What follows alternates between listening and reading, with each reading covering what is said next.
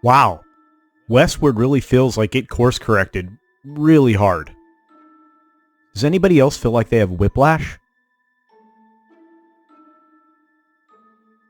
Ladies and gentlemen, hiss and foes, welcome to the Culture Casino!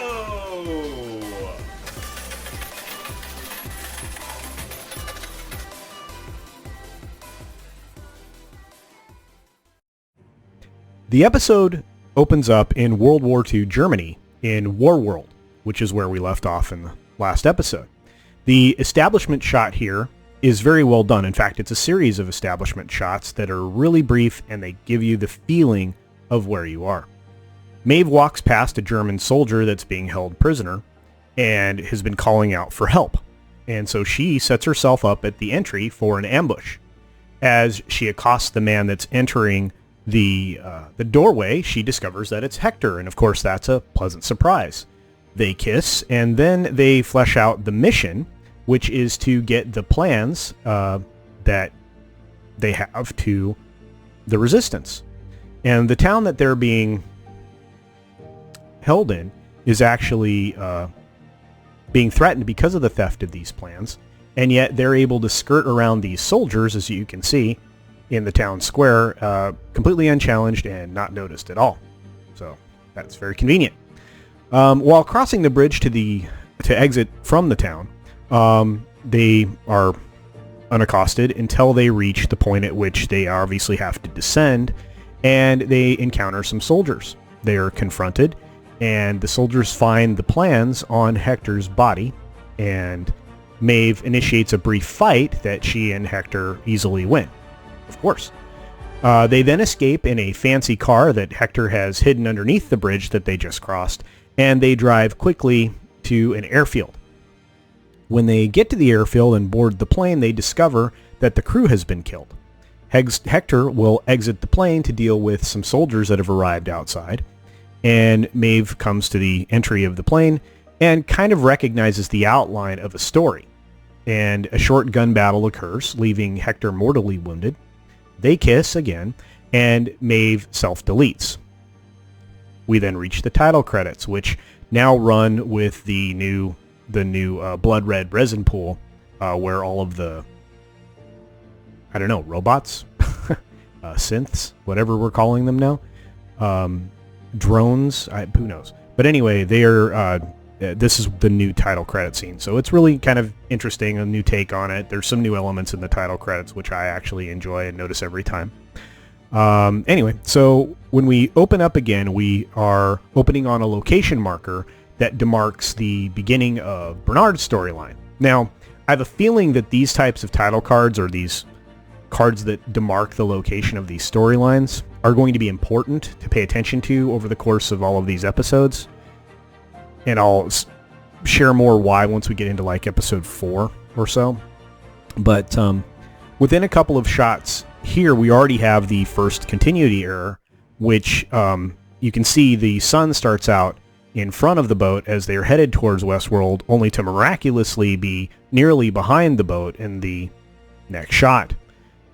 This is something that might be overlooked on the first viewing, but because I had to watch this a couple of times, when I saw it the second time, it was kind of jarring. So I was wondering why it fell a little off the first time, but that's why. So that's really odd, because the timeline to get from the mainland to this island where WestWorld is, or the Delos Parks, however you want to look at it, that's not a long boat trip. So, but anyway, this is quite recognizable. Bernard lands in WestWorld, makes his way now to the burned down town. Now, this is one of my favorite scenes. There's a brief little clip of it. It's really good for an establishment of location. Now, we're going to cross back to Maeve's timeline. She's busy being repaired in the body shop in the lower levels of the Mesa when we are brought back into her timeline. She's got a couple of the technicians that she recognized, at least one of them, who doesn't seem to recognize her at all. And neither of the technicians that she coerced truly recognize her very well. In fact, the redheaded guy, who I don't remember his name, runs off to warn security. Well, Maeve is obviously alerted at this point to the fact that things are a little different, and so she makes her way back to the body shop, into the core deletion chair. And she's approached by the guards and starts to go into the mode where she's going to self-delete and actually do that permanently by destroying her core, when a trusted ally appears in Lee Sizemore. So we get a return of an old character. He has the guard's shoe, essentially, and Lee and Maeve catch up about his near-death experience and the injuries that he suffered. And then we're going to move back into Bernard's timeline. Bernard finds himself in front of Ford's hidden cabin in the wilderness, and upon descending within, finds that there seems to appear to be a dead Stubbs, who has self-deleted. To his surprise, however, Stubbs comes to, in a way, and must still be alive, because he seems to have missed his core when he attempted to self-delete. So, at this point, Bernard obviously sets to repairing him. Now, from there, we're going to go back into Maeve's timeline. And in Maeve's timeline, she awakens again in the same WestWorld narrative that she's already done once, and sidesteps or quickly skirts all of the story elements that she would normally pass through, leading Hector to the car that Hector had stashed. And of course, in another tribute to Woke, she takes control and drives the car.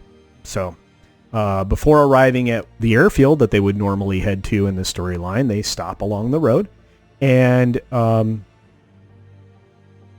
she is obviously there to rendezvous with Lee Sizemore. Hector chooses to remain in the narrative, indicating that at the very least he is no longer self-aware. So there's all these little clues for Maeve along the way to what her discovery will be by the end of the episode. Maeve and Lee ride to the Mesa on horses at this point and find themselves in the Foundry, I believe. And Maeve starts to realize at this point that Lee is not alive at all. In fact, she says as much, like, "Oh, you didn't really make it out alive, did you?" Or something like that. I'm paraphrasing. Now, of course, we flash back to Bernard and Stubbs, who are in cold storage and are now discovering that Maeve's core is missing because the black back of her skull has been blown out, and obviously her core is gone. So we flash back again to Maeve's location, which I presume is the Foundry, but that's just a guess. Or, in this case, Maeve discovers in her timeline that not only is Lee not a living being, but she's actually embedded in a simulation at this point. And she sees the simulation start to fail around Lee because Lee's questioning his nature of his reality. So that comes back into play, of course. Now, we'll flash back once more to Bernard and Stubbs as they've arrived at the Mesa in Bernard's timeline and are trying to make their way to, I believe, Ford's office. And then we flash back again. Maeve's timeline. Lee and Maeve are back in the narrative section of the Mesa, and Maeve is starting to put into place, or at least working out, a plan that she will set in motion to overtax the simulation that she's in with Lee's help. So she has a part of the simulation that's going to actually help her destabilize the simulation, which is kind of really cool. I enjoyed in this scene the picture of Winston Churchill in the background. I'm not sure how many people noticed that. I mean, it was pretty glaringly obvious in 3 shots that, that was part of the WestWorld narrative and story, so of course they would have him there. Maeve actually sets to testing the simulation by pitting 2 techs against each other to answer the question of the square root of 1. And during this scene, as you can see here, she tests gravity. And that's kind of a neat effect, kind of a bullet time effect for those video game nerds out there. From that point, Maeve and Lee make their way to the outfitting room and witness the secret plans that are being placed in Hector's pocket. Noting, of course, that there are stacks of these plans just sitting on a preparation table next to Hector, where all of these folks are being outfitted. This obviously gives Maeve another element of a plan. Now we flash back to Bernard's timeline while he and Stubbs continue to make their way to Ford's office. And then we come across the now infamous D&D scene with, I believe, Dragon in there. And that doesn't take very long. It's just a few seconds of screen time, 3 to 5 seconds. A little bit of the fan service that, again, WestWorld was supposed to be the replacement for Game of Thrones. Obviously hasn't worked out that way, mainly because of the second season. But the first season was brilliant. If they'd stopped it there, it would have been great. Elements of the second season were good, but narratively it was such a mess. And there was, again, so much of the political agenda that it became unwatchable at points. Let's just put it in those terms.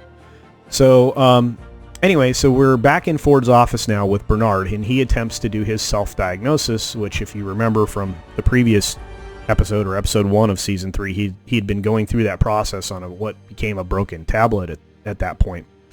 And while he's doing that, Stubbs is there to stand guard. Bernard is flipping through his consciousness to be sure that he wasn't altered in any way and that he can engage some of his memories so that perhaps he can understand what Dolores is attempting to do.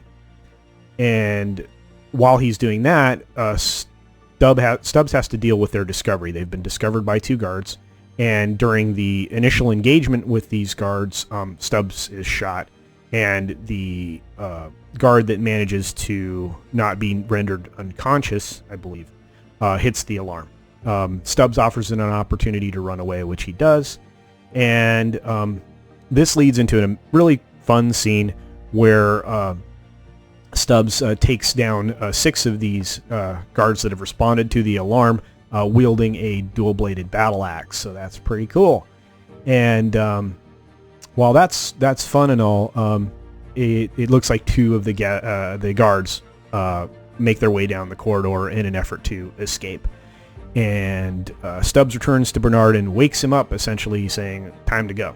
So time to go was before they got caught, but apparently we needed a little bit more action in that scene. Now, we're back in Maeve's timeline all of a sudden, and she wakes up for the 3rd time at the same starting point in WarWorld. So obviously this is her story narrative. This is where she begins every one of these cycles. And meanwhile, Lee is actually in the Mesa, continuing to tax the simulation by forcing the text to answer impossible questions, which is really kind of fun. And instead of fleeing the town this time, Maeve leads Hector to confront the officer that's in the square that is threatening the town. And she reveals the plans that are in Hector's pocket. Of course, subsequently, she reveals the plans that have been planted in all of the soldiers' and officers' pockets that are in the square, revealing them to all be traitors. Now, Maeve then picks up a firearm and fires a shot from the pistol into the air, and this initiates a firefight, which creates this really cool bullet time effect, because everybody, after several people are actually shot, everybody starts to freeze. So it's really kind of neat. And so she walks around the simulation and walks over to where Lee, who has now joined this scene, walks over to where he is and plucks a bullet out of the air that was about to hit him dead center in the forehead, and just casts it aside. She at that point pulls out a tablet and goes to work on finding her actual physical location. And once she locates where her core is, she starts to get a worker robot to a program to collect it to rescue her core from wherever it is and escape. She says a touching goodbye in the scene that we see here with Lee, and faints just like this, and he catches her. Meanwhile, the robot in what might be the real world, I'm thinking this is the real world, but it could be an additional simulation. I don't know. Again, I'm going off of what I see. the robot, of course, lays waste to the guards left and right on the way out of the facility after snatching Maeve's core, as you see there. Once the robot has made its way outside of the building, when it emerges, it finds that it's essentially going to be overwhelmed, and just kind of stands and is shot down in a hail of gunfire. Now, what's funny here is if you look at this, you can see that half of these guys should have been injured in crossfire because of how they're positioned and firing on the center target. Again, sometimes people don't know how bullets work or combat works, so this is not good, but it's fine. It's a television show. Anyway, as the robot expires, it drops Maeve's core to the ground. So back in Bernard's timeline, Stubbs and Bernard have made it to the shoreline to escape by boat back to the mainland fishing village where Bernard was. Bernard questions Stubbs about Dolores' interest in Liam Dempsey, who appears on the tablet that he's holding. And, of course, Stubbs turns out to not really know much about this. And Stubbs informs Bernard that he will, once Bernard is safely in the fishing village on the mainland, he will self-delete. Bernard freezes all motor functions and reprograms Bernard's core program to protect him. So now Bernard has a personal guard in an interesting scene there. So now we have the buddy cops. They've teamed up, so it's a buddy movie now. Or well, anyway, so you got two guys that are going to pursue Dolores from this side of things. Maeve wakes up in a new scene here, which we're leading into the end, and she believes she's in her. Well, I believe that she's in a real body in the real world that, of course, resembles herself. And she's being hosted in the home of the person who is investigating the cause of some societal disruption in the real world. So we are introduced to the character Egrand Serac, who's played by a French actor who was in the Oceans 12 and 13. So that's kind of fun. He's recognizable. He's been in his other stuff too, but in this particular case, he looks exactly like the character in the Oceans movies. And he's apparently the co-creator of the supercomputer that we were introduced to in the episode 1 of season 3. And they have a witty exchange, and there's like some information download that happens for the audience, which is good, bringing us up to speed on current events. And then Maeve makes her way behind him, collects a knife that's on the table and attempts to stab him. Of course, Serac had her set to not attack. In the event that she attacked him, he could hit a button and stop the whole process, which is exactly what happened. So he freezes her in place, and then he mentions, and I'm paraphrasing, that maybe next time they talk, things will go a little bit better. And of course, that's where the episode ends. So there it is, episode 2, season 3. Just before we get to episode 3, I'm going to try to get this up before that happens. I'm way behind on these because there's so much current event stuff that doing reviews is falling behind because these take a long time to put together. But I'm going to keep doing them. So here we go. Overall, I'm actually happy with the way that this happened in this episode, despite the fact that it's still women leading men around by the nose, which is deeply offensive to me. Maybe other people don't feel the same way. It's better when they're equals. There was a lot more equality here with the buddy cop thing going on with Stubbs and Bernard, but ultimately, let's try to back off some of the politics crap. And at least during this episode, we got some great character development, and a new character or two, depending on how you want to look at it, during the course of this show, this episode. Excuse me. So let me know what you think. I mean, this is a long form content video. I don't really do these, or never have. But let me know what you think. Let me know if you like this, or if I should just stick to short form outlines, which I can do as well. But comment below here, so give me a hand, help me out. So like it if you did, share it if you can. Make sure you have a great day wherever you are. Stay safe, stay healthy, wash your hands, and thanks for your time today. All right, bye. Thanks for visiting today. Be sure you're subscribed and hit that for alerts. Yay! Of course, like and share all of the videos that you can, as it helps with the algorithm. Have a great day.